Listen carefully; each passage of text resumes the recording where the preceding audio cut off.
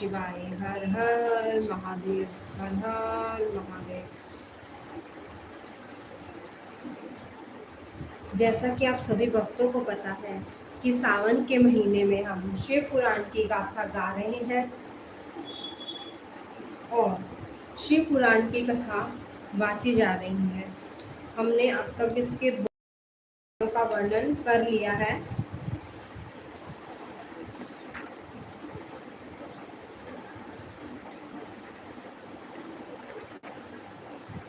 और अब हम शुरू करते हैं।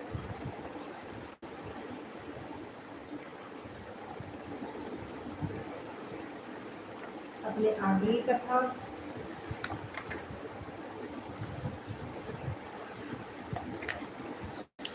सत्तरवां अध्याय, महाकाल महात्म्य। सूत जी बोले, हे ब्राह्मणों, अब मैं आपको महाकालेश्वर की उत्पत्ति की कथा सुनाता हूँ। उज्जैन नगरी में राजा चंद्रसेन का राज्य था। भगवान भगवान शिव के मुख्य सेवक मणिभद्र के साथ उनकी घनिष्ठ मित्रता थी। मणिभद्र ने राजा चंद्रसेन को कौस्तुम मणि भेंट की। राजा ने प्रसन्नता पूर्वक मणि को अपने गले में धारण करा और कौस्तुम मणि सूर्य के समान चमकती थी, जिसे देखकर अन्य राजा चंद्रसेन से ईर्ष्या करने लगे। सब राजाओं ने मिलकर चंद्रसेन पर आक्रमण कर दिया। सब राजा चंद्रसेन और से अन्य राजाओं को चतुर्मुखी सेना ने घेर लिया। तब वह अपने प्राणों की रक्षा के लिए महाकालेश्वर ज्योतिर्लिंग की शरण में गया और भक्ति भावना से महादेव जी का पूजन करने लगा। राजा चंद्रसेन भगवान शिव के पूजा में मग्न था और उसी समय एक विधवा गोपी अपने छोटे से बालक को गोदी में लेके वहां पर आई।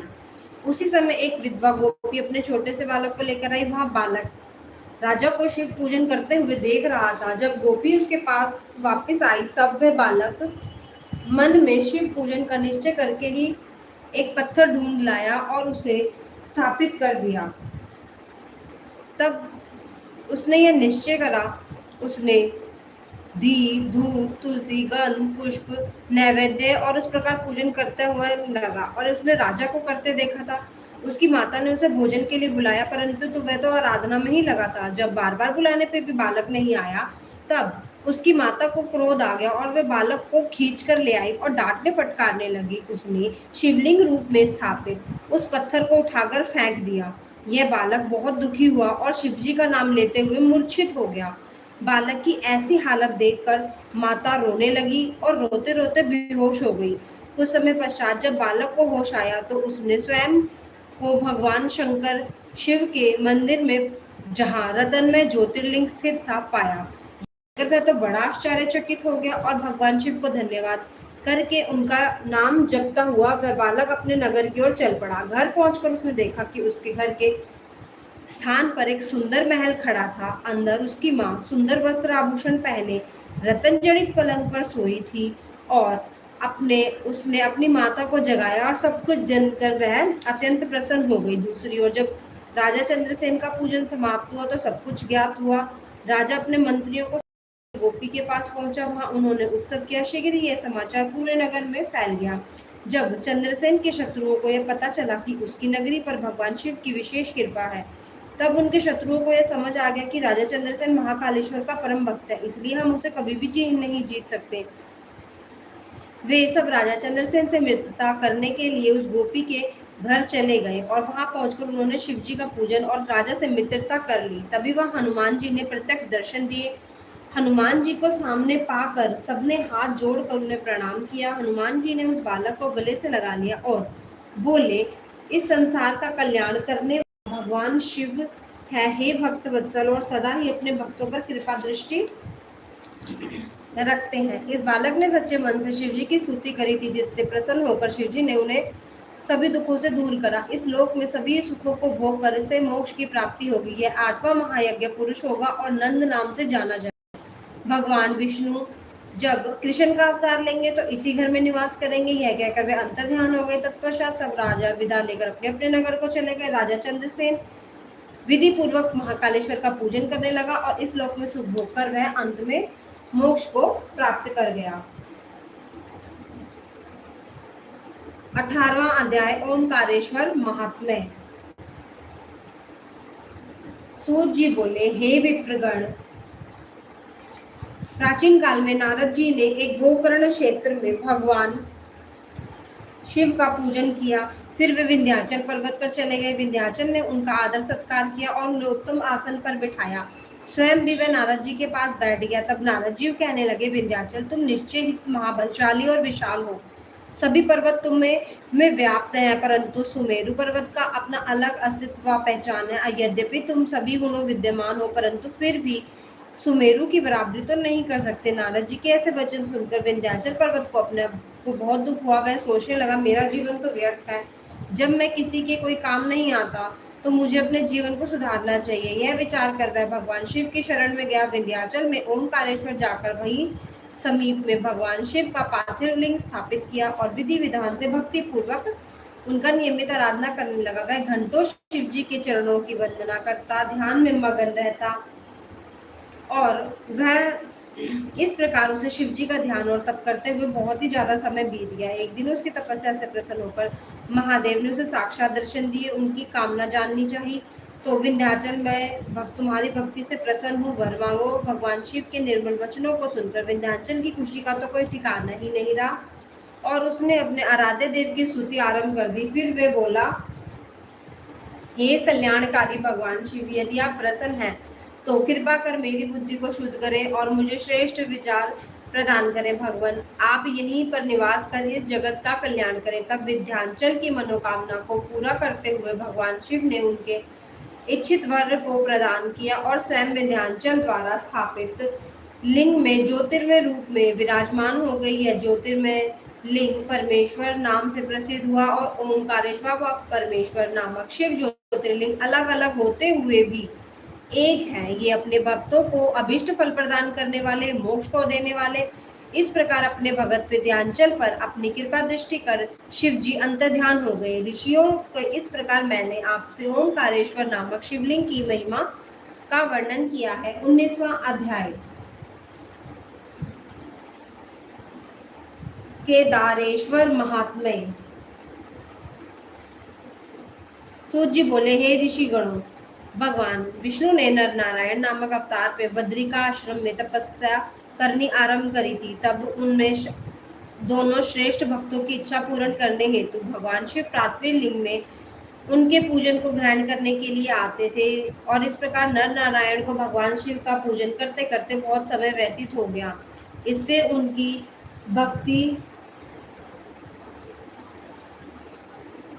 दिन प्रतिदिन प्रबल होती जा रही थी और वे शिव जी को प्रसन्न करने हेतु पूजन कर रहे थे। उनकी तपस्या उत्तम से प्रसन्न होकर भगवान शिव उनके समक्ष प्रकट हो गए और बोले, हे नर नारायण, मैं तुम्हारी आराधना से बहुत प्रसन्न हूँ, तुम मुझसे वर मांगो। भगवान शिव के ऐसे वचन सुनकर नर नारायण बहुत प्रसन्न हुए और भक्त वत्सल कल्याणकारी शिव को प्रणाम करते हुए बोले, हे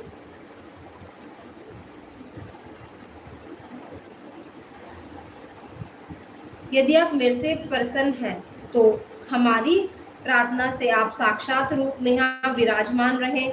उन दोनों के अनुरोध पर देवादिदेव महादेव जी हिमालय के केदार नामक उस तीर्थ में ज्योतिर्लिंग के रूप में उपस्थित हो गए और वह ज्योतिर्लिंग संसार में केदारेश्वर नाम से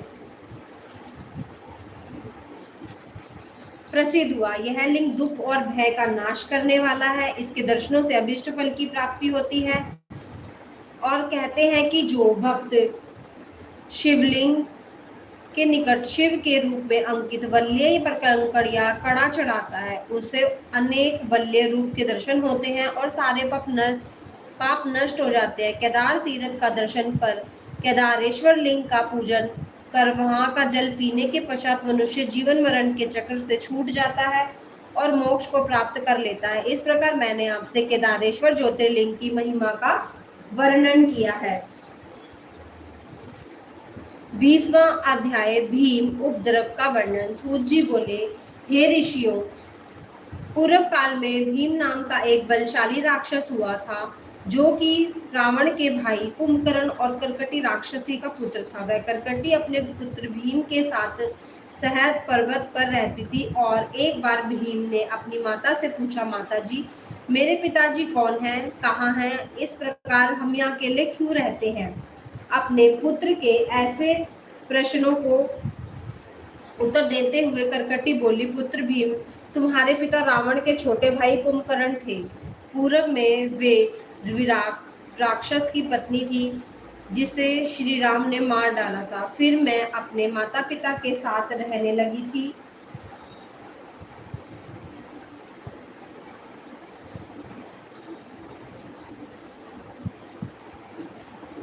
एक दिन जब मेरे माता पिता अगस्त्य ऋषि के मुनि एक मुनि का भोजन खा अगस्त्य ऋषि के आश्रम में एक मुनि का भोजन खा रहे थे, तब मुनि ने उन्हें शाप देकर भस्म कर दिया, तो मैं पुण्य अकेली रह गई। तब से मैं इस पर्वत पर आकर रहने लगी। यहीं पर मेरी कुंभकर्ण से भेंट हुई थी और हमने विवाह कर लिया था। उसी समय श्री राम ने लंका पर आक्रमण कर दिया और तुम्हारे पिता को वापस जाना पड़ा। तब श्री राम ने युद्ध में उनका वध कर दिया। अपनी माता के ऐसे वचन सुनकर भीम को भगवान विष्णु से द्वेष उत्पन्न हो गया और उनसे बदला लेने की उन्होंने ठान ली। वह ब्रह्मा जी को प्रसन्न करने के लिए उनकी कठोर तपस्या करने लगे, जिससे सभी जीव दग्ध होने लगे और ब्रह्मा जी उनसे वर देने के लिए गए। ब्रह्मा जी ने उनसे सामने प्रकट होकर वरदान मांगने के लिए कहा। तब भीम ने बोला, हे पितामह, यदि आप मुझ पर प्रसन्न हैं तो मुझे महाबली होने का वरदान दे। तब तथास्तु कहकर ब्रह्मा जी वहां से अंतर्ध्यान हो गए। वर प्राप्त करने के बाद प्रसन्न होकर भीम अपनी माता के पास आया और बोला, माता, मैं शीघ्र ही विष्णु से अपने पिता कुंभकर्ण के वध का बदला ले लूंगा। यह कहकर भीम वहां से चला गया। उसने देवताओं से भयानक युद्ध करा और उन्हें हराकर स्वर्ग पर अधिकार प्राप्त कर लिया। फिर उसने कामरूप देश के राजा से युद्ध करना आरंभ करा और उसे भी जीत कर कैद कर लिया और उसके खजाने पर भी कब्जा कर लिया। राजा तो दुखी हो गया और उसने जेल में ही पार्थिव लिंग बनाकर शिव जी का पूजन शुरू कर दिया और विधि पूर्वक ओम नमः शिवाय की मंत्र का जाप करने लगा। दूसरी ओर राजा की पत्नी भी अपने पति को पुनः वापस पाने के लिए भगवान शिव की आराधना करने लगी। इधर भीम नामक राक्षस से दुखी सभी देवता भगवान विष्णु की शरण में पहुंचे। तब विष्णु जी ने सभी देवताओं को साथ लेकर महाकेशी नदी के तट पर शिव जी के पार्थिव लिंग की उत्तम आराधना से प्रसन्न होकर वहां प्रकट हुए। शिव जी बोले, हे देवताओं, मैं तुम्हारी स्तुति से प्रसन्न हूँ, मांगो, क्या मांगना चाहते हो। शिव जी के वचन सुनकर देवता सहर्ष बोले, भगवान भीम नाम का असुर ने सभी देवताओं को दुखी कर रखा है, आप उसका वध करके उसकी दुष्टता से मुक्ति दिलाएं, देवताओं को उचित वर प्रदान करें। और शिवजी वहां से अंतर्ध्यान हो गए। देवता बहुत प्रसन्न हुए और जाकर राजा को भी सूचना दे दी कि भगवान जल्दी ही तुम्हारे शत्रु भीम का नाश करके तुम्हें मुक्त कर देंगे। 21वां अध्याय, भीम शंकर ज्योतिर्लिंग का महात्म्य है। सूत जी बोले, हे ऋषिगणों, अब मैं आपको भीम शंकर ज्योतिर्लिंग के महात्म्य के बारे में बताता हूँ। इधर जब दानव भीम को यह पता चला कि राजा कैद खाने से कोई अनुष्ठान कर रहा है, तो वह क्रोधित होकर जेल खाने में पहुंचा और भीम राजा से बोला, हे दुष्ट, तू मारने के लिए कौन सा अनुष्ठान कर रहा है, बता, अन्यथा मैं तेरी तलवार से टुकड़े टुकड़े कर दूंगा। इस प्रकार भीम और उसके राक्षस सैनिक राजा को धमकाने लगे। राजा भयभीत होकर मन ही मन शिवजी का प्रार्थना करने लगा और बोला, हे देवादिदेव कल्याणकारी भक्त वत्सल भगवान शिव, मैं आपकी शरण में आया हूँ, आप मेरी इस राक्षस से रक्षा करो। इधर जब राजा ने उसकी बात का कोई भी जवाब नहीं दिया तो वह क्रोधित होकर तलवार हाथ में लिए उस पर झपटा। एकाएक वह तलवार शिवजी के पार्थिव लिंग पर पड़ी और उसने में से भगवान शिव प्रकट हो गए और उन्होंने अपने त्रिशूल के से उस तलवार के 2 टुकड़े कर दिए और फिर अपने गणों का दैत्य सेना के साथ महायुद्ध हुआ और उस भयानक युद्ध से धरती और आकाश डोलने लगे।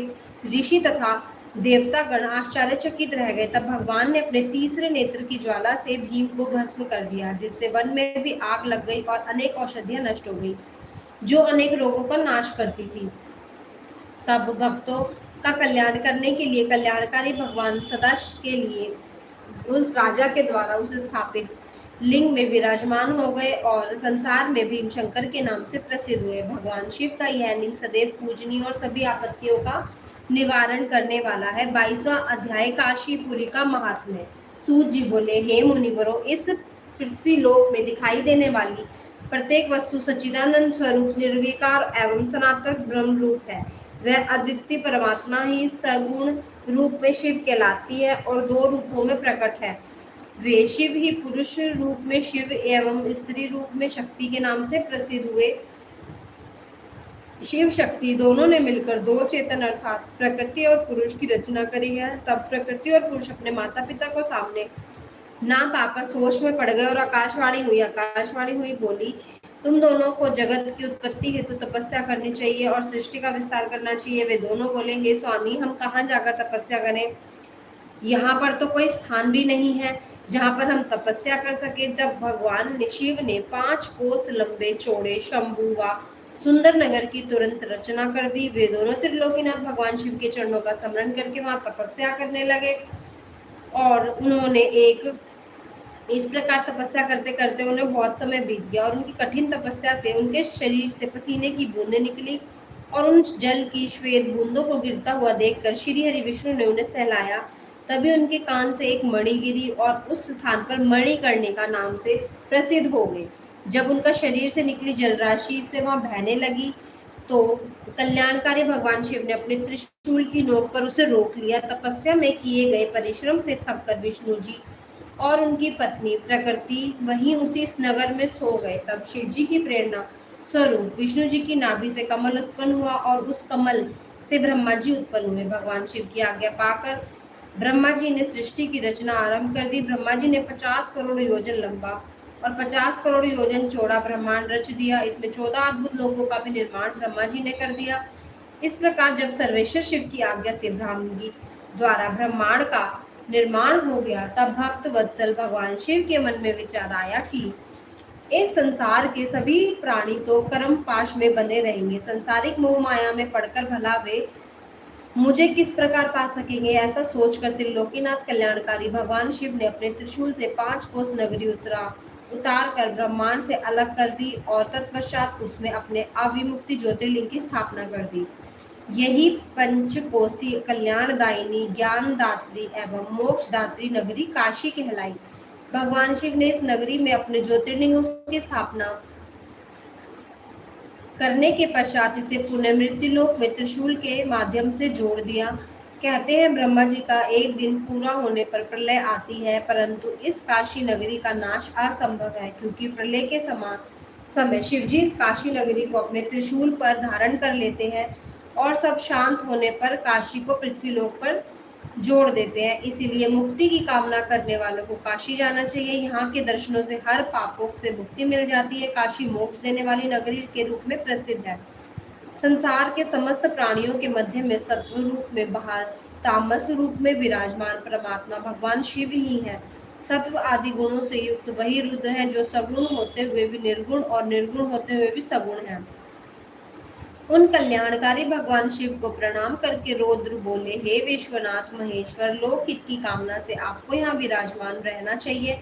मैं आपके अंश से उत्पन्न हूँ, आप मुझ पर कृपा करें और देवी पार्वती सहित यहीं पर निवास करें। ब्राह्मणों, जब विश्वनाथ ने भगवान शिव को इस प्रकार से प्रार्थना करी, तब भगवान शिव संसार के कल्याण के लिए काशी में देवी पार्वती सहित निवास करने लगे और उसी दिन से काशी सर्वश्रेष्ठ नगरी बन गई। 23वां अध्याय श्री विश्वेश्वर महिमा।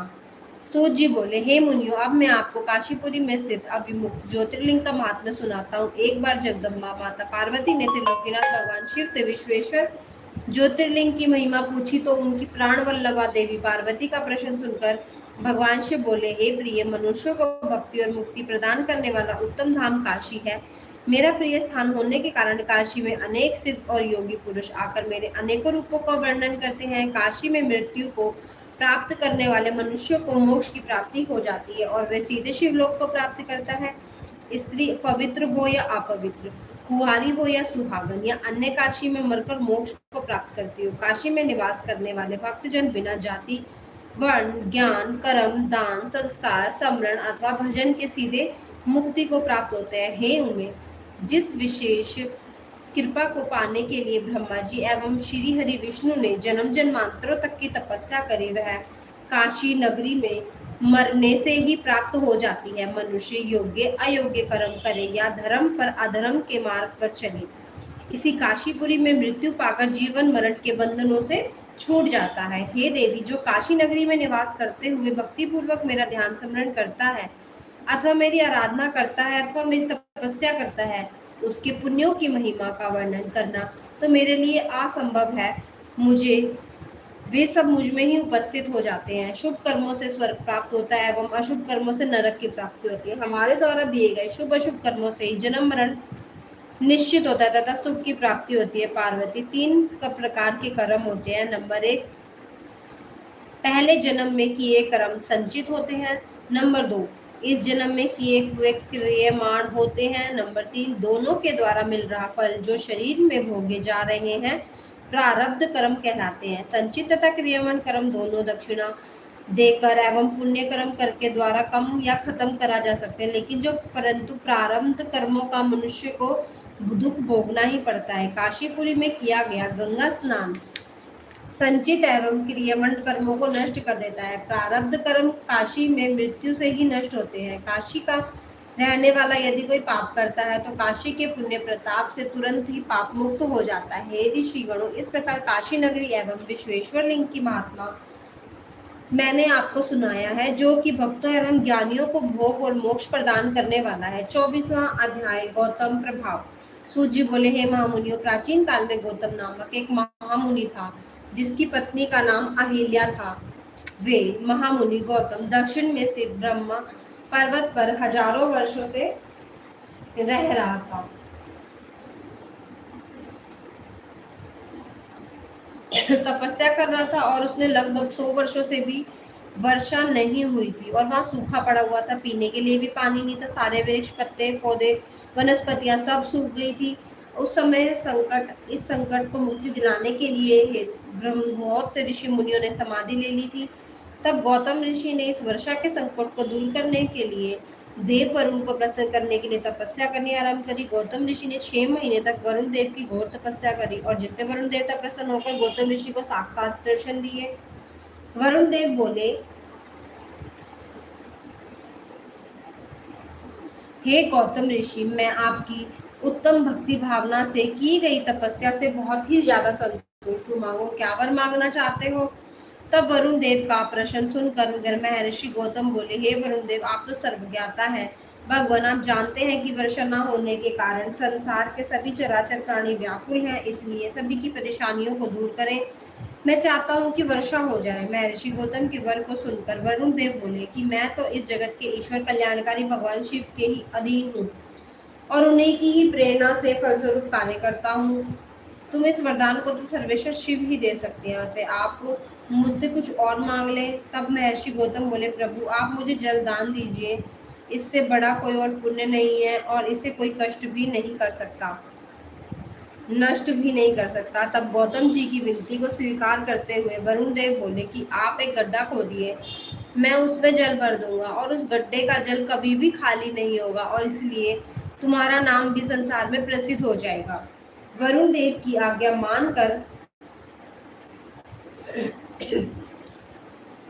गौतम ऋषि ने एक हाथ लंबा गड्ढा खोद दिया और वरुण देव ने उसमें जल भर दिया। और महर्षि गौतम बोले, हे महामुनि, इस स्थान पर किए गए सभी कर्म, दान, हवन, देव पूजन, तपस्या, पितृ श्राद्ध आदि सभी सफल होंगे। यह कहकर वरुण देव अंतर ध्यान हो गए। तब गौतम ऋषि ने बहुत प्रसन्न हो गए और सबके संकटों को उन्होंने दूर कर दिया। इसलिए कहते हैं कि संकट के समय बड़ों की शरण में जाने से दुखों से मुक्ति मिल जाती है। इस प्रकार महर्षि गौतम इच्छित वर पाकर खुश हो और एवं स्नान आदि नित्य कर्मों से निर्वित होकर जो आदि अन्न पैदा करने लगे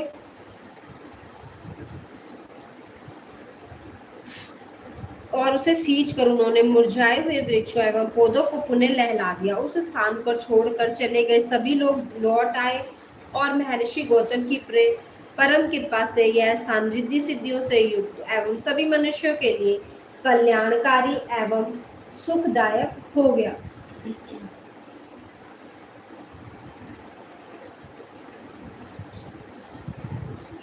25वां अध्याय, महर्षि गौतम को गो हत्या का दोष।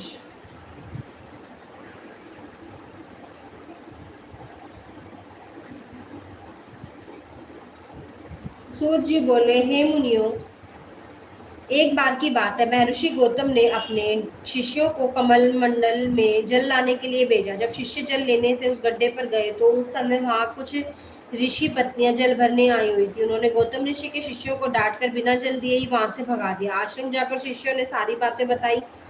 तो देवी अहिल्या को बता दी। तब देवी अहिल्या स्वयं जल भरने के लिए गई, जल लाकर अपने पति को दे दिया और उस दिन से स्वयं अहिल्या ही जल जाने लेने लगी। एक दिन अन्य ऋषि पत्नियों ने जानबूझकर अहिल्या से लड़ना आरंभ कर दिया और अपने घर आकर अपने पतियों को अहिल्या से झूठी शिकायत कर दी कि वह हमें जल भरने से मना करती है और कहती है कि यह जल तो मेरे पति को वरदान स्वरूप वरुण देव से प्राप्त हुआ है। अपनी पत्नियों की ऐसी बातें सुनकर ऋषियों को बहुत क्रोध आ गया और उन्होंने गौतम ऋषि को सबक सिखाने के लिए अन्य ऋषियों ने गणपति की आराधना आरंभ कर दी और उनके पूजन से प्रसन्न होकर गणपति प्रकट हुए और उन्हें वर देने के लिए कहे। तब ऋषि बोले, हे विघ्ननाशक गणपति, हम चाहते हैं कि गौतम ऋषि यहाँ से आश्रम छोड़कर किसी और स्थान पर चले जाएं। और उनके ये वचन सुनकर गणेश जी बोले, गौतम ऋषि तो कोई अपराध नहीं किया, फिर भी आप उसका बुरा क्यों चाहते हैं? आप कोई और वरदान मांग लीजिए। परंतु ऋषि नहीं माने, तो उन्हें इच्छित वरदान देकर शिवजी वहां से गणेश जी वहां से अंतर्ध्यान हो गए।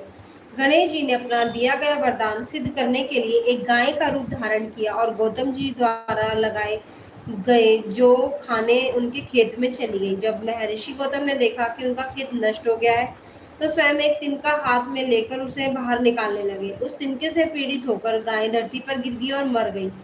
गाय को मरा जानकर गौतम ऋषि बहुत दुखी हुए। वे अपनी पत्नी से कहने लगे, शायद मुझसे कोई भूल हुई है जिसके कारण मेरे आराध्य भगवान शिवजी मुझसे नाराज है और मुझ पर गौ हत्या का पाप लगाया है। उसी समय वहां अन्य ऋषि भी आ गए और गौतम ऋषि से बैर रखते थे। उन्होंने गौतम ऋषि और उनकी पत्नी को बुरा भला कहकर वहां से जाने के लिए मजबूर कर दिया। वे सब स्थान छोड़कर वहां से चलने लगे और उन्होंने उन ऋषियों से पूछा कि मेरे द्वारा की गई गौ हत्या का क्या प्रायश्चित होगा। तब वे ऋषि बोले, पतित पावनी गंगा में स्नान करने से मनुष्य के सारे पाप धुल जाते हैं, इसलिए अपने द्वारा की गई गौ हत्या के प्रायश्चित से मुक्ति पाने के लिए तुम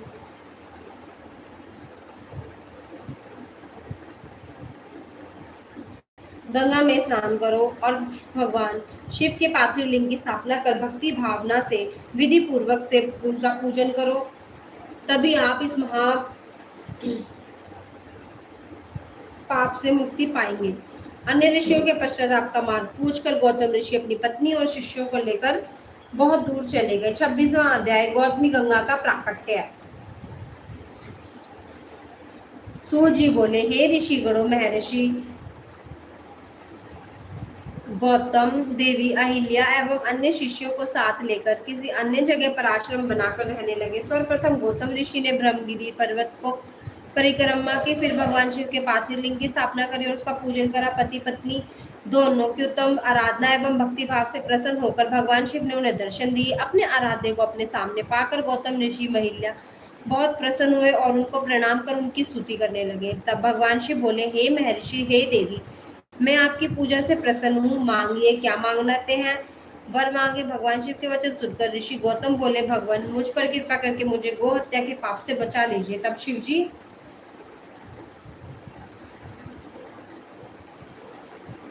बोले, आपसे कोई अपराध नहीं हुआ, वह तो सब उन दुष्ट दुराचारियों द्वारा रची गई माया थी, आप बिल्कुल निर्दोष हैं। यह सुनकर महर्षि के सारे दुख दूर हो गए। तब उन्होंने शिवजी से कहा, भगवान मुझ पर कृपा करके पतित पावनी गंगा जी को यहाँ प्रकट करें, जिससे सभी प्राणियों का कल्याण हो सके। गौतम ऋषि की प्रार्थना सुनकर शिवजी ने उन्हें गंगा जल दिया। वही गंगा जल श्री गंगा जी का स्त्री का रूप बन गया। तब गौतम जी ने उन्हें प्रणाम कर उनकी स्तुति करी। गौतम ऋषि बोले, हे मातेश्वरी, हे पतित पावनी गंगे, मैं आपको प्रणाम करता हूँ। आप अपने पापों का खंडन करने वाली एवं अपनी शरण में आए भक्तों को मुक्ति देने वाली है। मैं हाथ जोड़े आपकी शरण में आया हूँ, आप मेरे कष्टों का नाश करें, मुझे नरक से बचा दे। तब उनकी स्तुति से प्रसन्न होकर गंगा जी ने उनके पापों को निर्मल धो दिया और फिर वे वहां से जाने के लिए सर्वेश्वर शिव की आज्ञा से मांगने लगी। तब शिव जी बोले, हे गंगे, आप पापों का नाश करने वाली है, इसलिए लोक कल्याण के लिए पृथ्वी पर विराजे। हे कल्याणकारी, आपको कलयुग में 28वें मनवंतर के समाप्त होने तक पृथ्वी लोक पर ही निवास करना होगा और सच्चे मन एवं भक्ति भावना से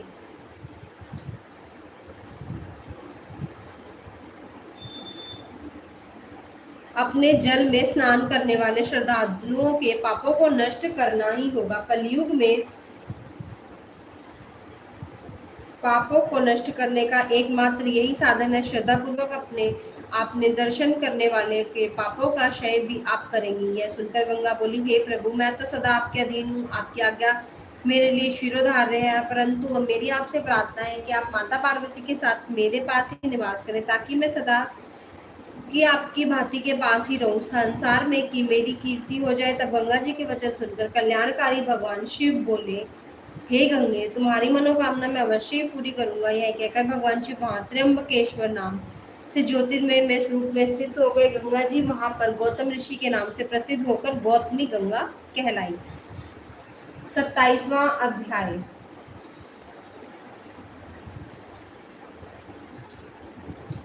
श्री गंगा जी के दर्शन एवं गौतम ऋषि का शाप।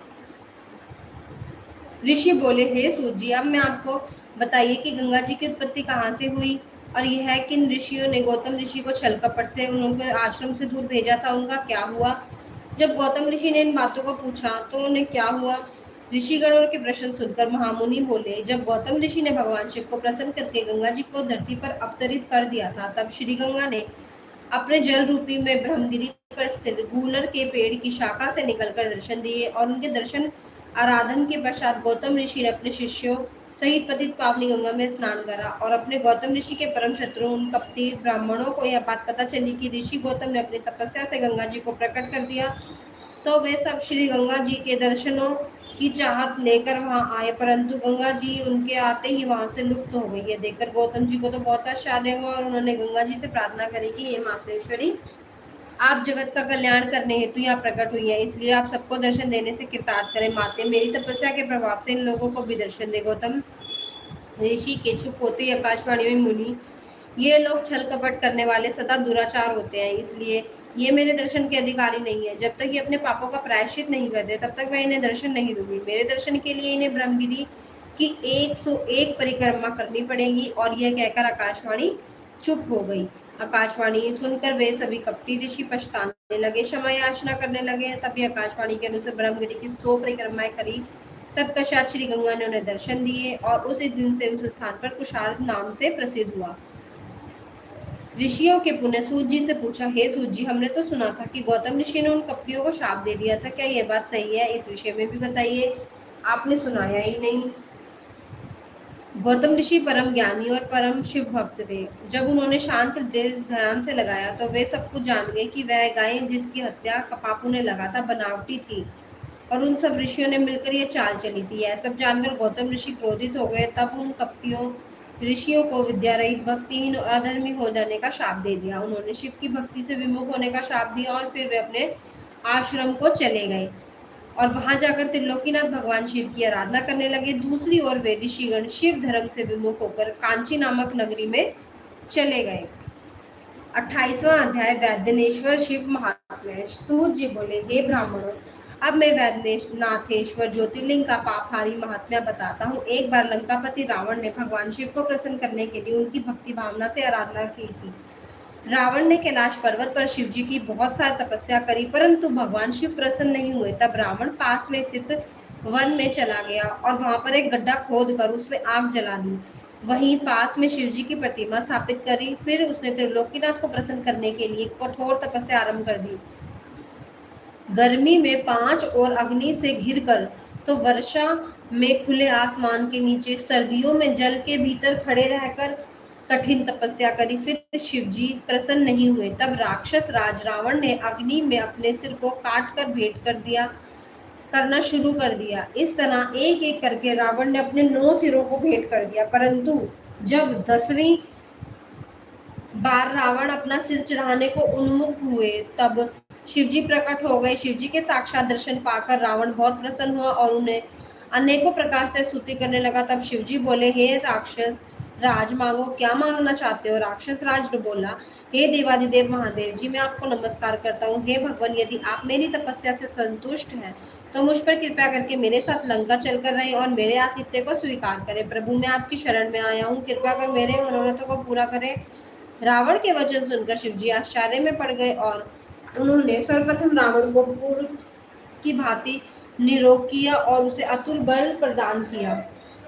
मैं इस शिवलिंग में ज्योतिर्मय रूप में स्थित हूँ, इसलिए तुम इसे अपने साथ ले जाओ, पर एक बात ध्यान रखना कि इसे रास्ते में कहीं भी भूमि पर मत रखना, अन्यथा तुम इसे आगे नहीं ले जा सकोगे, वही पर स्थित हो जाएंगे। तब भगवान शिव का आशीर्वाद एवं शिवलिंग लेकर राक्षस राज रावण वहां से अपने घर लंका की ओर चल दिया।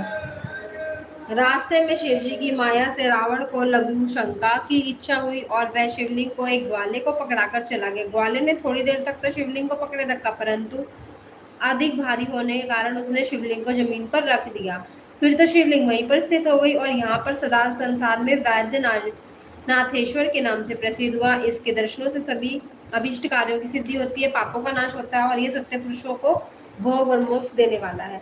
जब रावण को वापस आने पर यह ज्ञात हुआ कि शिवलिंग वहीं स्थित हो गया तो दर्शन के पश्चात लंका लौट गया और लंका पहुंचकर रावण ने शिवजी को वर प्राप्ति की सभी बातें अपनी प्रिय मंदोदरी को बताई। उधर सब देवताओं को ज्ञात हुआ कि भगवान शिव के ज्योतिर्लिंग की स्थापना हुई है, तो सबने वहां आकर विधिवत शिवलिंग की पूजा दर्शन करे। परंतु रावण के वरदान प्राप्ति के विषय में सुनकर देवता घबरा उठे।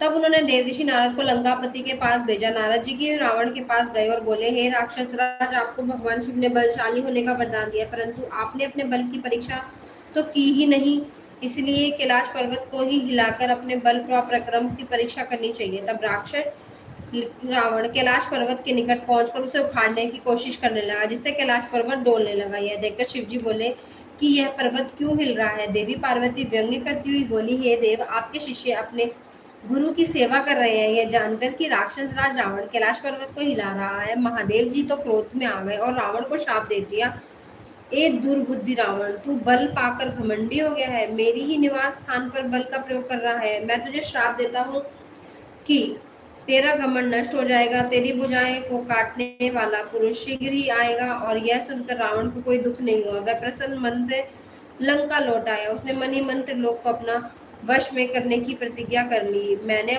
आपको वेदनाथेश्वर नामक शिवलिंग का महात्म्य सुनाया, जो कि मनुष्य के समस्त पापों को नाश करने वाला तथा शिवलोक की प्राप्ति कराने वाला है। 29वां अध्याय 29 अध्याय द्वारिका राक्षसी एवं राक्षसों का उद्धार। सूत जी बोले, हे ब्राह्मणों, प्राचीन काल में राक्षस समय में एक राक्षस था जिसका नाम दारुक था तथा उसकी पत्नी का नाम दारुका। वे दोनों पश्चिम स्थित सुंदर वन में रहा करते थे, जो कि समुद्र के नजदीक था।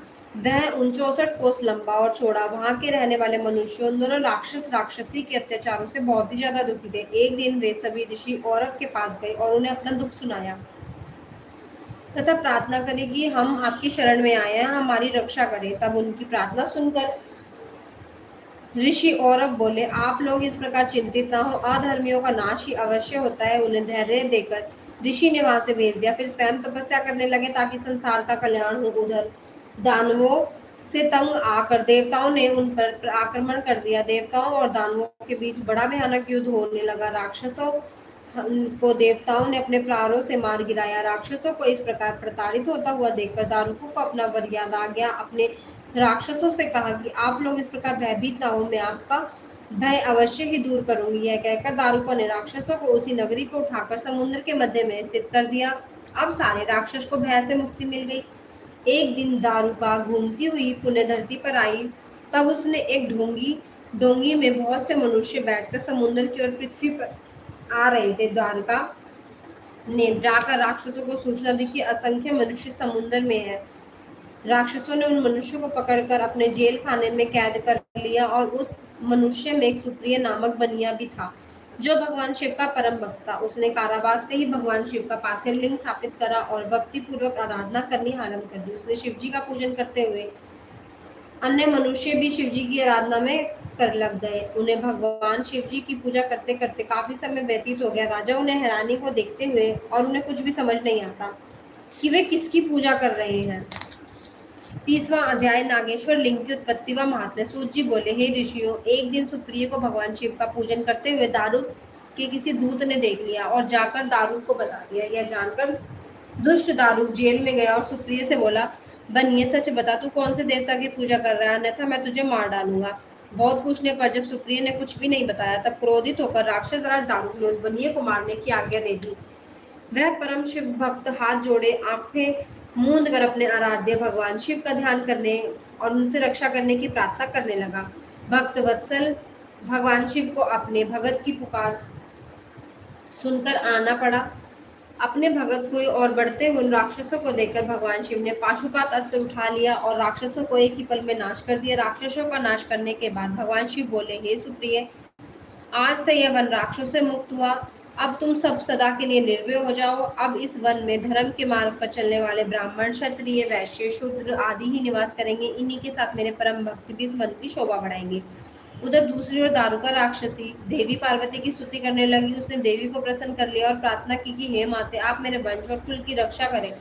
तब देवी पार्वती दारुका के वचनों को सुनकर भगवान शिव से बोली, हे नाथ, आपकी कही यह बात युग के अंत में सच हो, उसमें पूर्व तामसी सृष्टि भी रहे, यह मेरा विचार है। भगवान मेरी बात को पूरा करिए। दारुका मेरी ही शक्ति है, इसलिए उसकी रक्षा मेरा धर्म है। यहाँ पर दारुका का ही राज्य होगा। देवी पार्वती के वचनों को सुनकर भगवान शिव बोले, हे प्रिय, आपकी इच्छा तो अवश्य ही पूरी होगी, परंतु अपने भक्तों की रक्षा के लिए मैं यहीं पर स्थित रहूंगा, ताकि कोई भी उनकी जाति धर्म के विरुद्ध कोई आचरण ना कर सके। जो मनुष्य धर्म के मार्ग का अनुसरण करते हुए भक्ति भावना के साथ प्रेम पूर्वक मेरे दर्शन करेगा, वह चक्रवर्ती राजा होगा। कलयुग के अंत में और सतयुग के आरंभ में महासेना का पुत्र वीरसेन राजाओं का भी होगा, और जब यहाँ आकर मेरे दर्शन करेगा तो ये चक्रवर्ती सम्राट बन जाएगा। यह कहकर भगवान शिव देवी पार्वती वहाँ ज्योतिर्मय रूप में पार्थिव लिंग में समाप्त स्थित हो गए और त्रिलोकीनाथ भगवान शिव नागेश्वर नाम से व देवी पार्वती नागेश्वरी के नाम से प्रसिद्ध हुई। भगवान शिव पार्वती अनेक लीलाएं करते हुए वहां स्थित हुए और यह नागेश्वर ज्योतिर्लिंग तीनों लोगों का कल्याण करने वाला, सभी की मनोकामनाएं पूरी करने वाला नागेश्वर ज्योतिर्लिंग के प्रादुर्भाव की कथा सुनने या पढ़ने से महापातकों का नाश हो जाता है। कथा संपूर्ण मनोरथों को पूर्ण करने वाली है। ओम नमः शिवाय। हर हर महादेव। अभी के लिए इस भाग में इतना ही। इससे आगे की कथा हम इससे अगले भाग में करेंगे। हम शुरू करेंगे 31वें अध्याय से, रामेश्वर महिमा वर्णन से। तो सभी भक्त आगे के भाग को सुनने के लिए प्रस्तुत होना। तब तक के लिए सभी शिव भक्तों को ओम नमः शिवाय। हर हर महादेव। हर हर महादेव। ओम नमः शिवाय। ओम नमः शिवाय।